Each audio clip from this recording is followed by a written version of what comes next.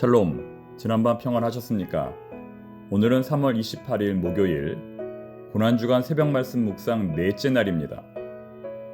오늘의 말씀은 요한복음 19장 28절입니다. 그 후에 예수께서 모든 일이 이미 이루어진 줄 아시고 성경을 응하게 하려 하사 이르시되 내가 목마르다 하시니, 예수님께서 십자가에 달리신 6시간 동안 예수님께서 하신 말씀은 딱 7마디 뿐이었습니다.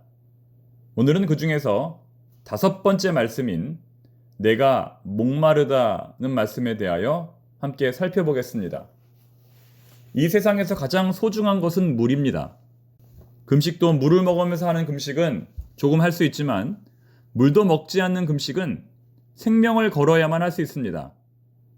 요나서에 나오는 니느웨 백성들의 금식, 에스더서에 나오는 유다인들의 금식은 물도 먹지 않고 생명을 건 금식입니다. 에스더 4장 16절 말씀입니다. 당신은 가서 수산에 있는 유다인을 다 모으고 나를 위하여 금식하되 밤낮 3일을 먹지도 말고 마시지도 마소서. 성경에서 물은 생명력 혹은 생명 그 자체를 의미할 때가 많습니다. 누가복음에 나오는 지옥에 떨어진 부자는 아브라함에게 물을 달라고 간절히 요청합니다.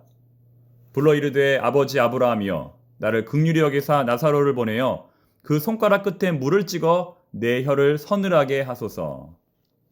무엇보다 이스라엘 백성들이 광야 40년 동안 물 때문에 하나님을 원망한 것은 한두 번이 아니었습니다. 출애굽 사건을 경험한 지 불과 3일 만에 그들은 물 때문에 하나님을 원망했습니다. 모세가 홍해에서 이스라엘을 인도하며 그들이 나와서 수르 광야로 들어가서 거기서 사흘 길을 걸었으나 물을 얻지 못하고 마라에 이르렀더니 그곳 물이 써서 마시지 못하겠으므로 그 이름을 마라라 하였더라.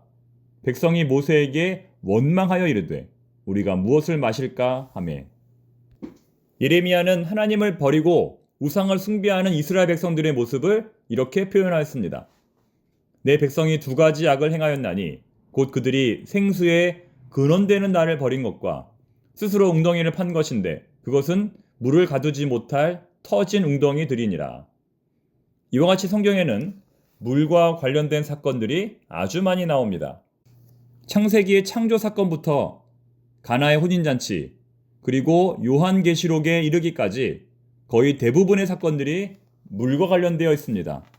이처럼 물은 영적으로든 육적으로든 인간에게 절대적으로 필요한 존재입니다.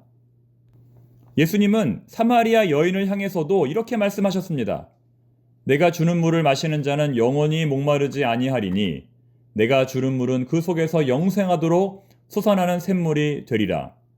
누구든지 목마르거든 내게로 와서 마시라.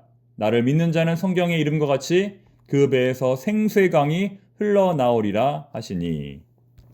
그런데 오늘 본문에서는 너무나 아이러니하게도 그 생명의 근원이 되시는 예수님께서 타는 목마름으로 인하여 고난을 받고 계십니다. 과연 오늘의 메시지는 무엇일까요? 3가지를 말씀드리겠습니다. 첫째, 예수님의 목마름은 예수님이 당하셨던 고난의 황폐함을 상징합니다. 예수님의 고난은 실제였다는 것입니다. 그렇습니다. 오늘의 본문은 예수님이 당하셨던 고난의 황폐함을 보여줍니다. 다시 말해 예수님의 고난은 가상이 아니라 실제였다는 것입니다. 요한복음이 기록될 당시에는 가현설, 곧 예수님이 사람처럼 보이는 것이지 실제 사람은 아니었다라고 주장하는 이단들이 있었습니다. 그들은 예수님이 십자가에 달려 죽은 것이 아니라 구레네 사람 시몬이 십자가에 달려 죽었고 예수님은 죽지 않았다고 주장합니다. 이에 대해서 요한복음은 예수님의 십자가 사건의 역사성을 증거합니다. 요한복음을 읽어보면 구레네 사람 시몬이 등장하지 않습니다. 예수님이 직접 처음부터 끝까지 십자가를 지고 올라갑니다. 또한 요한복음의 기자는 예수님의 목마름을 어제 우리가 묵상했던 엘리 엘리 라마 사박다니, 곧 예수님의 절규를 담은 시편 22편의 맥락에서 기록하고 있습니다. 시편 22편 15절 말씀은 다음과 같습니다. 내 힘이 말라 질그릇 조각 같고 내 혀가 입천장에 붙었나이다. 주께서 또 나를 죽음의 진토 속에 두셨나이다. 이 말씀은 현재 시인이 당하고 있는 심리적, 육체적 고통의 황폐함을 여실히 보여주고 있습니다. 얼마나 목이 마른지 혀가 입천장에 붙어 있고 그 고통의 수준은 이미 죽음에 이르렀다는 것입니다. 이처럼 요한복음의 기자는 십자가상에서 간절한 목마름을 느꼈던 예수님의 말씀을 근거로 십자가 사건의 실제성을 주장합니다. 두 번째, 예수님의 목마름은 그 아들 예수를 통하여 하나님의 뜻이 이루어졌음을 보여줍니다. 요한복음 19장 28절 말씀 다시 한번 보겠습니다. 그 후에 예수께서 모든 일이 이미 이루어진 줄 아시고 성경을 응하게 하려 하사 이르시되 내가 목마르다 하시니. 무슨 말입니까? 예수님이 목마르다라고 말씀을 하심으로써 성경의 예언이 성취되었다는 것입니다.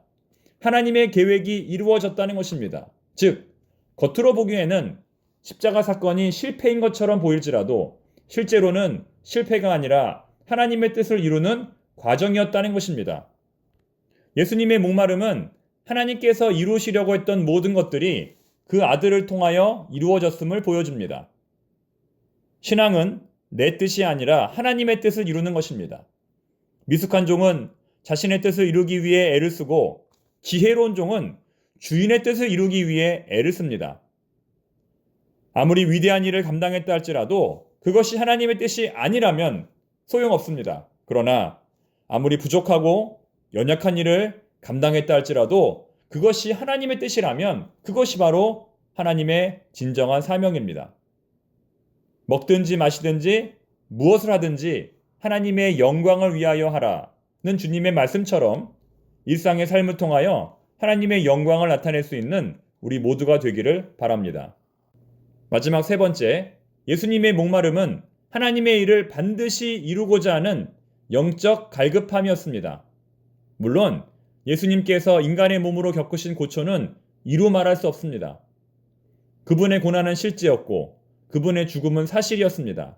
그러나 예수님께서 십자가상에서 겪으신 고난은 단순히 육신의 고통에 그쳤던 것은 아닙니다.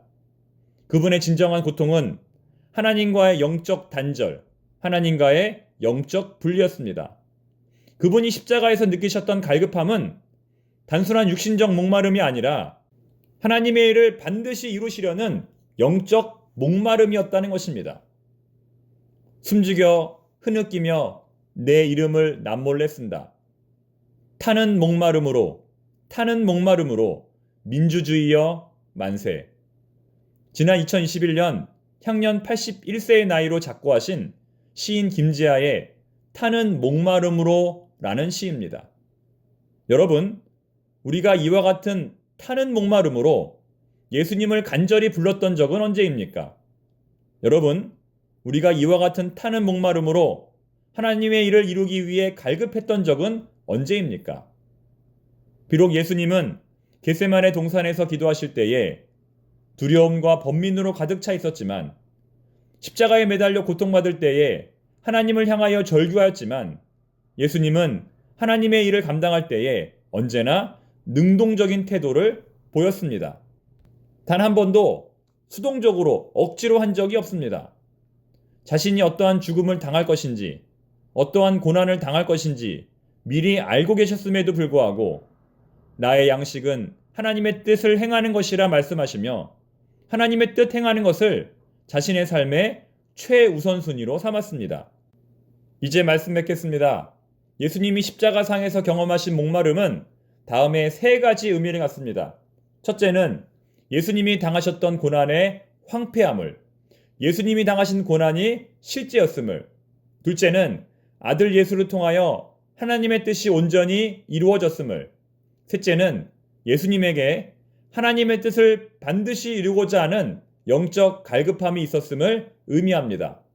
오늘 우리에게 주신 가상칠언의 다섯 번째 말씀, 내가 목마르다는 말씀을 통하여 예수님의 고난을 더욱더 깊이 묵상하는 우리 모두가 되기를 바랍니다. 기도하겠습니다.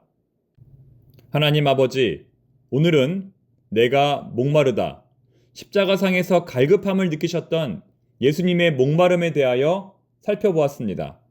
이 말씀 앞에 우리는 과연 어떠한 목마름을 가지고 있는지 스스로를 돌아보게 하옵소서. 예수님처럼 하나님의 뜻에 대하여 강한 영적 갈급함을 갖고 행할 수 있는 우리 모두가 되게 하옵소서. 예수님의 이름으로 기도드립니다. 아멘.